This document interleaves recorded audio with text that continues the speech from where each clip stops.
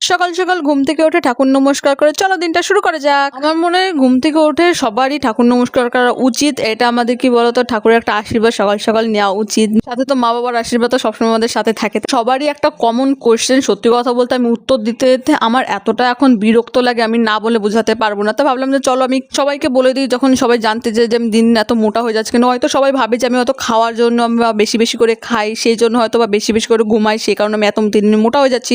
আসলে সেটা না, অ্যাকচুয়ালি আমার শরীরের মধ্যে এতটা প্রবলেম এখন দাঁড়িয়ে গেছে না। আমি সকাল ঘুম থেকে ওঠার আগে অনেকে সবার কি ব্রেকফাস্ট চা কফি দিয়ে শুরু হয়, কিন্তু আমি এমন একটা মানুষ, আমার মানে সত্যি কথা বলতে আমার সকালটা শুরু হয় ওষুধের ওপর ডিপেন্ড করে। এবং সকাল থেকে শুরু করে যতক্ষণ আমি না রাতে ঘুমাই সেই অবধি আমার আছে কি বলতো ওষুধ চলে, কন্টিনিউ ওষুধ চলে। 2-3 বছর ধরে হয়ে গেল ওষুধের উপরে ডিপেন্ড করে আছে। আমার বডি ফিটনেস এখন এতটা মানে বেড়ে গেছে, আর আমার শরীরে কিছু কিছু মানে এতটা সিরিয়াস কন্ডিশন হয়ে গেছে যে আমি হয়তো বলে বোঝাতে পারবো না। সত্যি কথা বলতে এখন না সবাইকে বলতে বলতে না এখন আমার নিজের একটা অধৈর্য ধরে গেছে। এই জন্য আমি এখন কাউকে কিছু বলি না। অনেকে আমাকে মোটা মোটা সবসময় বলে বা খেপায় যে বেশি করে খাস কেন, একটু কম কম খেতে পারিস। আমার সত্যি কথা এখন শুয়ে গেছে যেটা বলতে পারো। তো আমি এখন কাউকে আর কোনো এক্সকিউজ দিই না, কারণ আমার মনে হয় যারা বোঝে না তাদের বুঝিয়ে কোনো লাভ আছে। তো এইসব ফালতু ফালতু লোকের সঙ্গে মুখ লাগিয়ে আমার মনে হয় নিজেরই বেকার। তো বেশি কথা বলবো না, তো দেখাচ্ছি নেক্সট ভিডিও। Bye bye.